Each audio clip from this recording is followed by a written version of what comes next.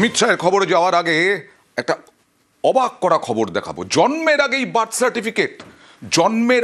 Birth সার্টিফিকেটে লেখা জন্ম তারিখ 30/10/1990 আর ডেট অফ রেজিস্ট্রেশন 23/8/90। এসআইআরে ভুয়ো নথি অভিযোগ দক্ষিণ 24 পরগনার মগরাহাটে। কথা বলবো প্রতিনিধি সোমরাজের সঙ্গে। সোমরাজ, বিস্তারিত জানতে চাইবো। দেখো, এসআইআর এর বর্তমানে নথি যাচাই প্রক্রিয়া চলছে, আর সেই নথি যাচাই প্রক্রিয়াতে আরো একটি অবাক করা ঘটনা সামনে এলো, যেখানে দেখা যাচ্ছে আবারও জন্মের আগেই জন্মের শংসাপত্র তৈরি হয়ে যাচ্ছে। এবং এটি কিন্তু দক্ষিণ 24 পরগনার মগরাহাটের ব্লক স্বাস্থ্য আধিকারিক তিনি ইস্যু করছেন। যদিও এই সার্টিফিকেটটি ইস্যু করা 23/8/1990 সালে, এবং সেখানে তিনি কি বলছেন যে ডেট অফ বার্থ সেখানে তিনি লিখছেন 30/10/1990 আর ডেট অফ রেজিস্ট্রেশন লিখছেন 23/8/90। এটা কিভাবে সম্ভব? এই প্রশ্নই এখন নির্বাচন কমিশনের রোল অবজারভারদের সব থেকে বড় প্রশ্নের জায়গা। গোটা বিষয়টি দক্ষিণ 24 পরগনা জেলার জেলাশাসক তথা সংশ্লিষ্ট বিধানসভার ইআরওকে ফের ভেরিফাই করার নির্দেশ কমিশনের তরফে দেওয়া হয়েছে।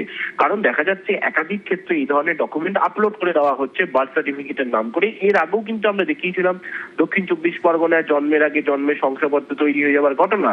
কিন্তু আবারও আরেকটি ঘটনা নজরে এলো, যেটি দক্ষিণ 24 পরগনার মগরাহাটে, যেখানে দেখা যাচ্ছে জন্মের আগেই জন্মের শংসাপত্র তৈরি হয়ে যাচ্ছে। অর্থাৎ শংসাপত্র ইস্যু করার তারিখ লেখা হচ্ছে 23/8/1990 সাল, আর ডেট অফ বার্থ হিসাবে লেখা হচ্ছে 30/10/1990।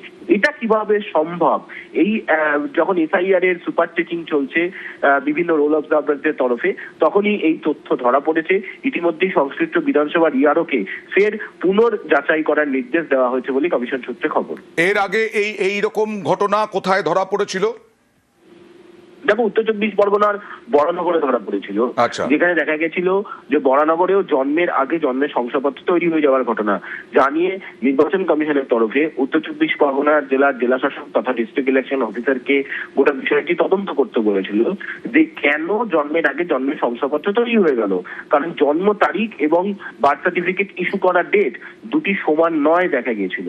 ফলত সেই জায়গায় দাঁড়িয়ে উত্তর 24 পরগনার বরানগরে ঘটনা ঘটেছিল একই রকম ঘটনা, আর এবার দক্ষিণ 24 পরগনা জেলা শাসকের কি ভূমিকা হবে? নির্বাচন কমিশন কি বলছে, মানে ডিইও বিষয় এক হচ্ছে যে কিভাবে ইআরও নজর এড়িয়ে এই জন্মের শংসাপত্র নথি আপলোড করে দেওয়া হলো। এক, দুই, জাতীয় নির্বাচন কমিশন বারবার নির্দেশ দিয়েছে যে জেলা শাসকদেরও ভেরিফাই করতে হবে। ফলত জেলা শাসক যেখানে ভেরিফাই করছেন, ইআরও যেখানে ভেরিফাই করছেন, সেখানে তাদের নজর এড়িয়ে এরকম একটি জন্মের শংসাপত্র কিভাবে আপলোড করে দেওয়া হলো, তাহলে সেক্ষেত্রে দায়বর্তায় ইআরও এবং জেলা শাসক। ধন্যবাদ সোমরাজ।